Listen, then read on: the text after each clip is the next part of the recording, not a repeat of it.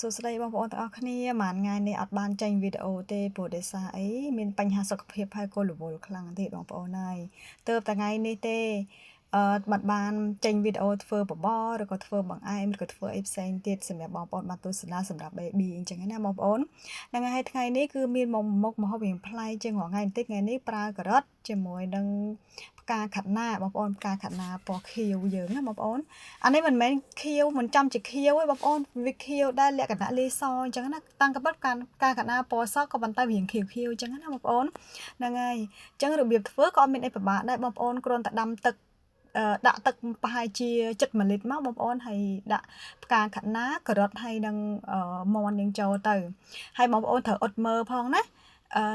វគ្គនេះគឺខ្ញុំដាក់ពងមាន់ចំនួន2គ្រាប់ដោយសារតែកូនខ្ញុំគាត់ញ៉ាំច្រើនហើយគាត់រៀងធំមកបងប្អូនអញ្ចឹងហើយយើងដាក់ស្ងោរប្រហែលជា25ទៅ30នាទីបងប្អូនណាដូចយើងស្រង់ឲ្យត្រជាក់មកហើយចំពោះសាច់មាន់នេះ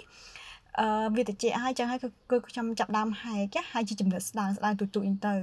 ហើយចំពោះពងមាន់វិញគឺខ្ញុំយកតែពងក្រហមទេបងប្អូនចាសុទ្ធក្រហមណាហ្នឹងហើយនិយាយពងក្រហមដូចជាស្រីផងរៀងអត់ស្រួលតិចបងប្អូនយើងយកតែសុទ្ធក្រហមនិងទុកវាម្លែកមកហើយយើងស្រង់បន្លែប្លុកយើងផ្សេងទៀតមកយើងកិនអធិស្ឋានណាបងប្អូន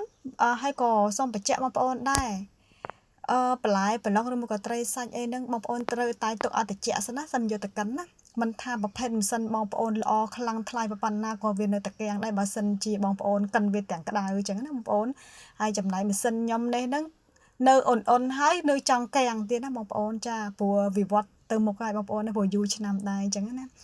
កិនឲ្យរៀងម៉ត់តិចមកកិន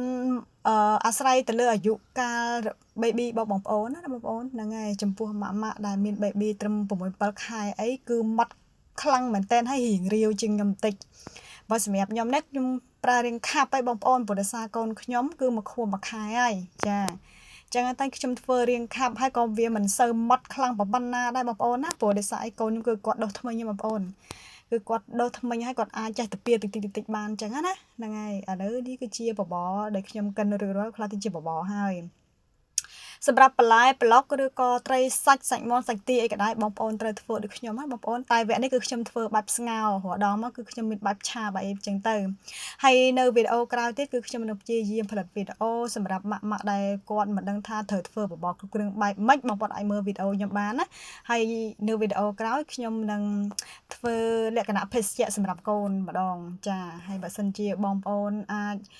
មានពេលវេលាចាគ្រប់គ្រាន់បងប្អូនអាចធ្វើបានតែបើសិនជាម៉ាក់មួយចំនួនគឺគាត់អត់មានពេលវេលាគ្រប់គ្រាន់ក៏អត់ដឹងធ្វើមិនដែរបងប្អូនចឹងហើយមានតែញ៉ាំបបរខ្ចប់ចឹងទៅហើយសំខាន់ណាស់បងប្អូនសម្រាប់សុខភាពកូនណា